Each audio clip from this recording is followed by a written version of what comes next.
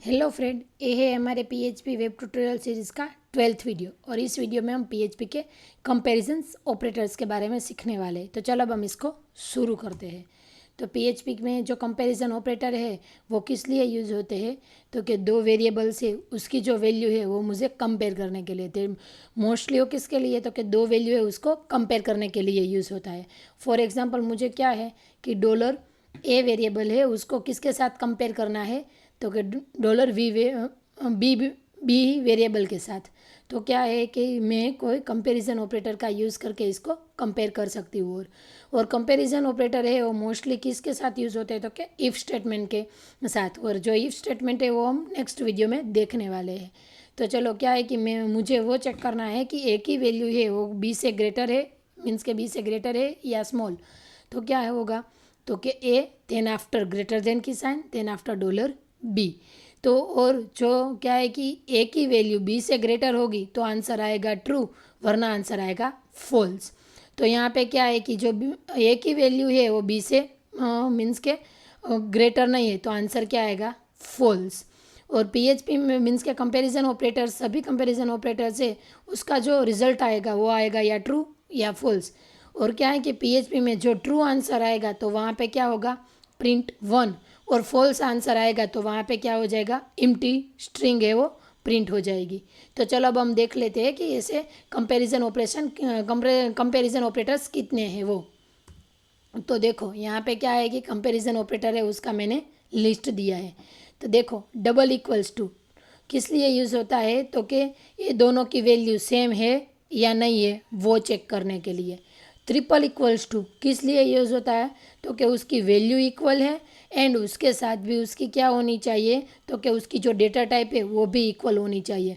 For example मैंने क्या लिया है कि ए की जो वैल्यू है 10 वो, और बी की जो वैल्यू मैंने 10 ली है, तो उस दोनों की वैल्यू तो सेम होनी ही चाहिए और उसके साथ उसकी जो डेटा टाइप है वो भी सेम होनी चाहिए। सिमिलर देन आफ्टर क्या आता है, explanation work and equal to, तो उसको क्या बोलते हैं, नॉट इक्वल टू। तो ये क्या चेक करेगा कि ए की वैल्यू है वो बी के साथ मीन्स के बी की वैल्यू है उसके इक्वल नहीं है ना वो। और क्या है कि नॉट इक्वल टू और उसके साथ दूसरी मीन्स के साइन क्या है, तो कि इक्वल्स टू की। तो वो क्या चेक करेगा, तो कि नॉट इक्वल्स टू उसकी जो वैल्यू है वो भी नॉट इक्वल टू होनी चाहिए और उसकी जो डेटा टाइप है वो भी क्या है, तो कि इक्वल नहीं है वो चेक करेगा। बाद में क्या आती है, ग्रेटर देन की साइन। तो क्या चेक करेगा कि जो ए की वैल्यू है वो बी से ग्रेटर है या नहीं। लेस देन वो क्या चेक करेगा, तो कि ए की वैल्यू है वो बी से लेस देन है या नहीं, मीन्स के लेस है या ग्रेटर है वो। बाद में ग्रेटर देन और इक्वल टू और लेस देन और इक्वल टू वो भी सिमिलर क्या है कि ये सही। वो क्या चेक करेगा, ग्रेटर देन और उसकी वैल्यू क्या है, इक्वल है या नहीं। और लेस देन क्या चेक करेगा, लेस देन है, लेस देन या क्या चेक करेगा, इक्वल है या नहीं। इसके बाद पीएचपी जो 7 वर्जन आया उसके बाद एक न्यू ऑपरेटर आया है, वो क्या है, स्पेसिफ ऑपरेटर। वो क्या चेक करेगा, लेस देन, इक्वल टू और ग्रेटर देन।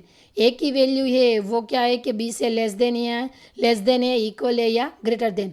जो ये लेस देन है तो क्या रिटर्न करेगा, -1। और इक्वल है तो क्या रिटर्न करेगा, 0। और ग्रेटर देन है तो क्या रिटर्न करेगा, 1। चलो अब हम इसका क्या है कि प्रैक्टिकल देख लेते हैं।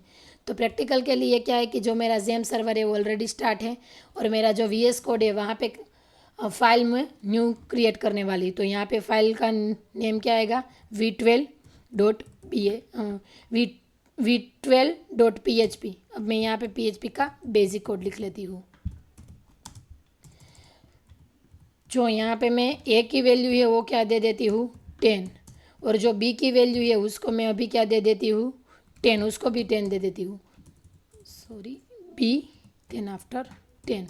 अब क्या है कि जो कंपैरिजन ऑपरेटर है वो इफ़ स्टेटमेंट है उसके साथ ही यूज़ होता है, लेकिन यहाँ पे चेक करने के लिए हम किसके साथ, तो क्या इको है उसके साथ यूज़ करेंगे। तो यहाँ पे क्या करेंगे, ए इक्वल्स टू डॉलर बी। तो हम यहाँ पे क्या चेक करेंगे कि जो ए की वैल्यू है वो बी जैसी है, मीन्स के बी के इक्वल है या नहीं। तो उसको रन करते हैं। तो रन करने के लिए हमारा जो फोल्डर है उसमें 12 नंबर की। तो आंसर क्या आया 1। मैंने बोला था ना कि जो ट्रू आएगा PHP में तो 1 और फॉल्स आएगा तो वह वहाँ पे क्या empty string that means blank string वहाँ पे प्रिंट कर देगा। अब मैं यहाँ पे क्या करती हूँ इसकी वैल्यू 1 कर देती हूँ बी की वैल्यू। तो क्या आंसर आता है, आंसर क्या आया ब्लैंक स्ट्रिंग। तो वो यहाँ स्ट्रिंग हमें यहाँ पे दिखेगी नहीं। अब मैं क्या करती हूँ ए है इसको 10 कर देती हूँ और यहाँ पे मैं क्या कर देती हूँ ट्रिपल इक्वल्स टू। तो क्या हो जाएगा, तो क्या 1 आया। क्यों 1 आया, तो क्या ए की वैल्यू बी के वैल्यू के सिमिलर ही है, सेम ही है और उसकी जो डेटा टाइप है वो भी सेम है। यहाँ पे भी इसकी डेटा टाइप इंटीजर है और यहाँ पे भी उसकी डेटा टाइप इंटीजर है। मैं इसको क्या है कि स्ट्रिंग कर देती हूँ, इसको मैं डबल इन्वर्टेड कोमा में ले लेती तो आंसर क्या आएगा, तो क्या नल। क्या क्यों, तो क्या यहाँ पे इसकी जो डेटा टाइप है वो इंटीजर है बट इसकी जो डेटा टाइप है वो क्या हो गई स्ट्रिंग। वैसे ही क्या है, अब हम चेक करेंगे नॉट इक्वल टू। तो नॉट इक्वल टू को चेक करें, इसको क्या है कि इसको ऐसे रखते हैं, इसके बाद मैं यहाँ पे ले लेती हूँ ट्रिपल इक्वल्स टू और इसको क्या है कमेंट कर देती हूँ क्योंकि क्या है कि मुझे एक कोड आपको देना है इसलिए। तो आप क्या है कि 1 बाय 1 इस कोड को चेक कर सको।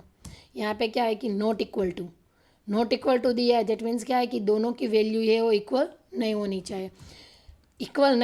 मैं यहाँ पे 3 ले लूँ तो क्या हो, तो आंसर क्या आएगा, क्योंकि ए और बी की वैल्यू सेम नहीं है तो आंसर क्या आएगा ट्रू। आया ट्रू। अब मैं यहाँ पे 10 ले लूँगी तो आंसर क्या आएगा फॉल्स। क्या आया फॉल्स। अब यहाँ पे क्या है कि मैं इसकी अब हम डेटा टाइप चेक करते हैं कि इक्वल टू नहीं होनी चाहिए।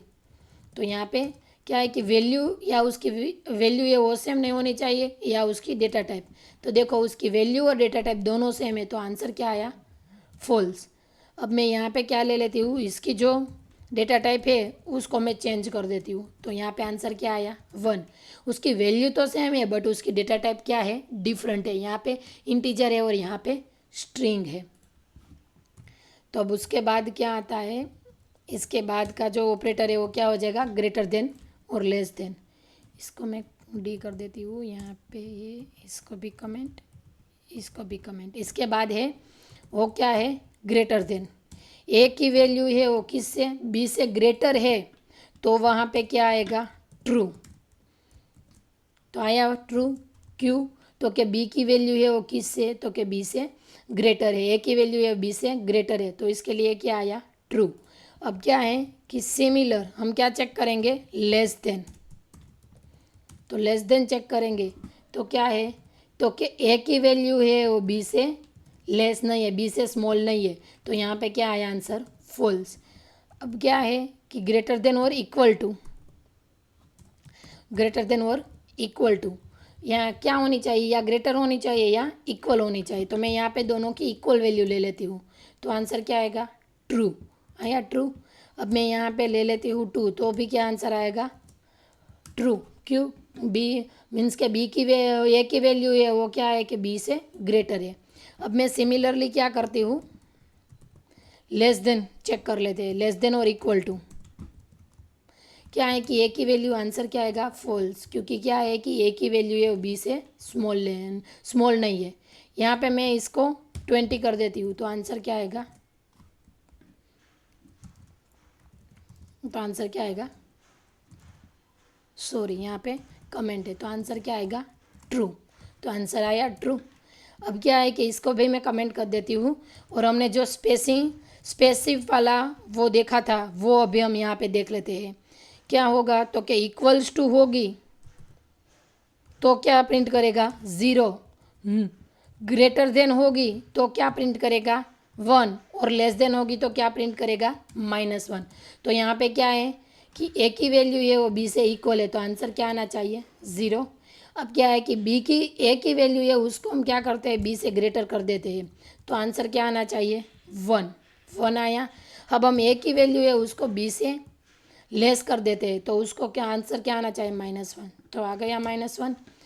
तो ये जो कोड है वो मैं आपको कहाँ पे तो क्या आगे देने वाली हूँ, मीन्स के गिट में देने वाली हूँ। तो आप ये ले लेना। और जो असाइनमेंट ऑपरेटर मीन्स के जो ये कंपैरिजन ऑपरेटर है वो मोस्टली कहाँ किस में यूज़ होता है तो कि इफ़ स्टेटमेंट में। और इसके बाद का जो वीडियो है वो किसके बारे में है तो कि इफ़ स्टेटमेंट के बारे में, तो वो भी देखना मत भूलना। और ये वीडियो आपको अच्छी लगी है तो इसको लाइक और सब्सक्राइब ज़रूर करना। Thank you for watching the